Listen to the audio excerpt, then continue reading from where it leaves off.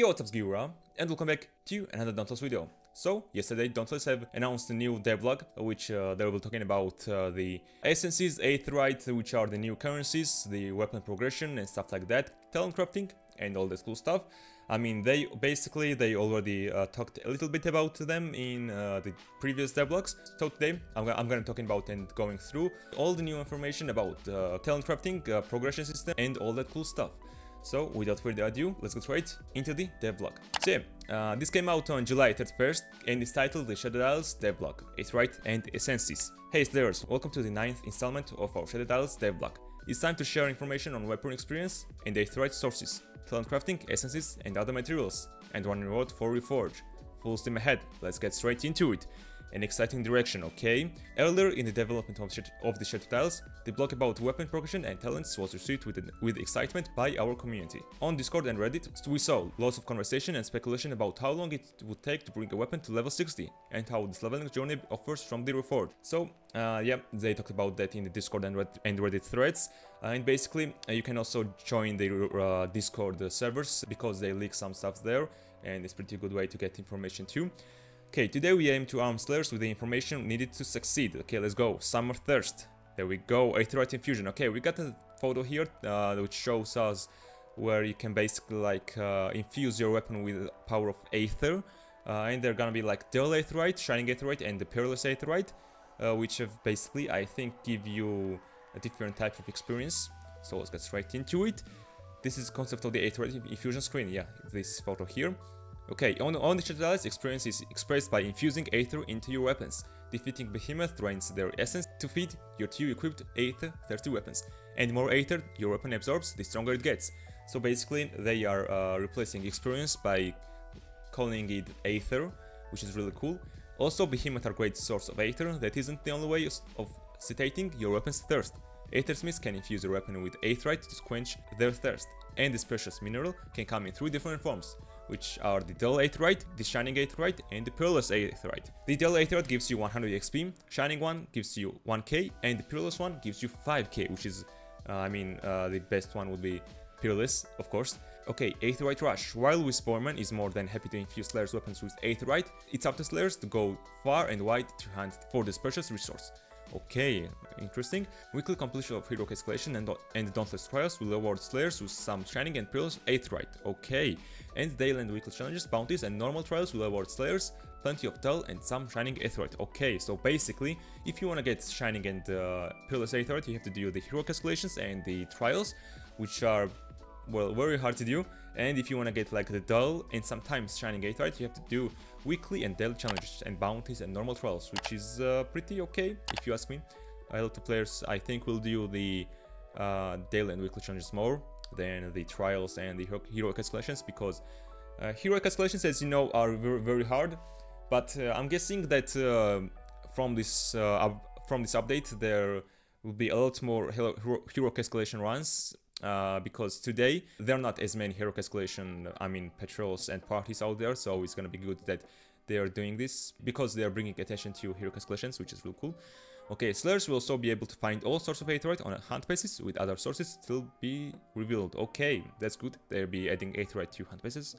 I'm guessing they're gonna be like Dull Aetherite and sometimes Shining Aetherite in the normal hunt pass, and they're gonna be like adding maybe Peerless Aetherite to the premium version of the Battle Pass. Okay, a horde of experience, so let's get into it. As previously shared, our goal with the new weapon progression system is to have permanent progression without forcing Slayers to restart their journey through low-level hunts. Okay, that was one thing that the player base really don't like, that when you reforge you have to go back to level 1 and do all of those hunts again, so that's pretty good, that they're changing that. When Slayers acquire a new weapon, they can choose between hunting through initial hunts or using a previously collected Aetherite, shaping their journey through their new weapon, leveling and hunting however they prefer. Okay, nice. Now we got total experience needed for each level. For level 10, you're gonna need 3,150. For level 20, it's gonna be 21,700. Level 30 is gonna be 68,500. Level 40 is gonna be 155,000. For level 50, it's gonna be 295,500. And for level 60, it's gonna be 500k experience needed. Okay, pretty good information that they're giving us here. As we mentioned previously, our goal is enabling all content to be playable with a weapon level over 50. Okay, and the journey to level 60 is the edge that some competitive players look for, alongside mystery and recognition. Okay, nice. Experienced players will have meaningful choices on investing their aetheryte to amplify their arsenal, investing heavily on preferred loadout to play competitively on endgame hunts, or progressing on an array of weapons until they are ready to be used on their hunts of choice. Okay, let us take a single week's heroic escalation reward as an example. It could boost a new weapon from level 1 to almost level 20, or it could provide a nearly whole level for weapon 50 plus. What would you prefer, joining the race for world first level 60 on Skies of Ostia, or expanding your arsenal with multiple elemental options? Okay, basically they said that the Peerless Essence will take you from level 1 to level 20, or you can maybe like use it on level 50 weapon and get level 60 faster than other people.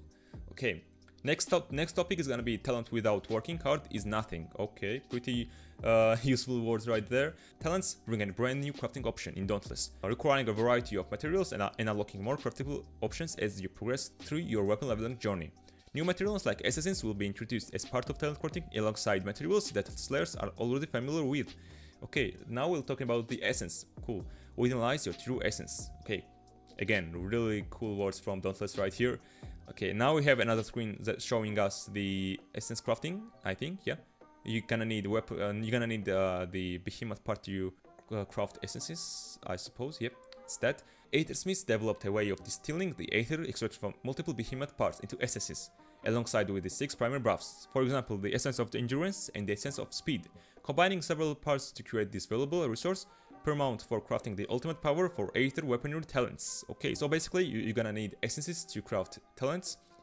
Each weapon leverages 2 essences to craft talents. The hunger feeds on the essence of the critical and vitality, while the zero sword needs essence of defense and might. Okay, so basically you get for one talent you're gonna need 2 essences, and for example for the hunger it's gonna need the critical and vitality essences, and for the silver sword it's gonna need the might and defense essences, and the other weapons are gonna have other different requirements. So that's that.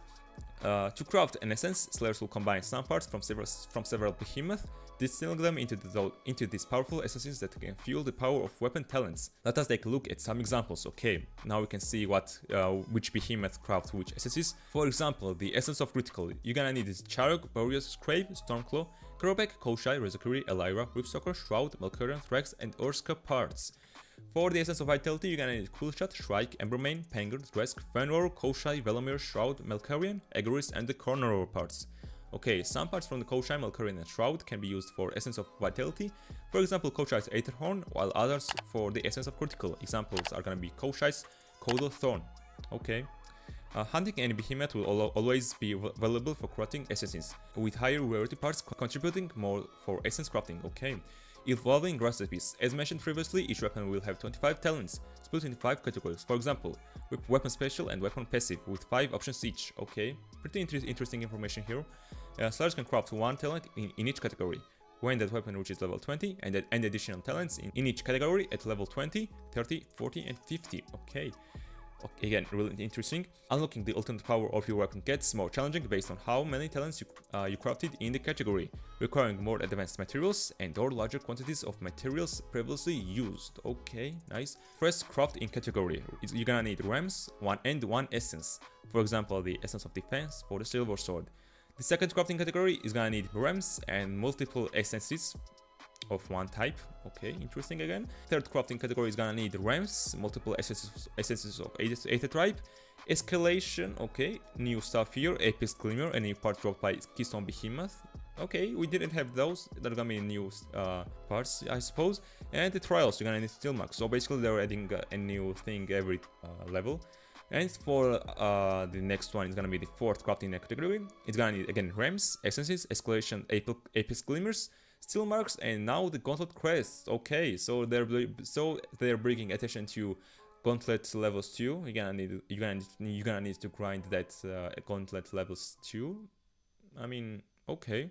And for our last level, it's gonna be all of those things again: rams, multiple essences, escalation, Apex Glimmers, glided marks. But this time, it's not gonna be steel marks. For the last one, it's gonna be the glided marks, which are the gold version of the steel marks, I suppose. You're gonna need consult quests and the Legends Living Aether. Okay, a part dropped by Legend Behemoth. Nice. Slayers will collect materials from several hunts to amplify their arsenal and customize their build. But remember, while it's possible to unlock every talent, only 3 talents can be active in each category at a time.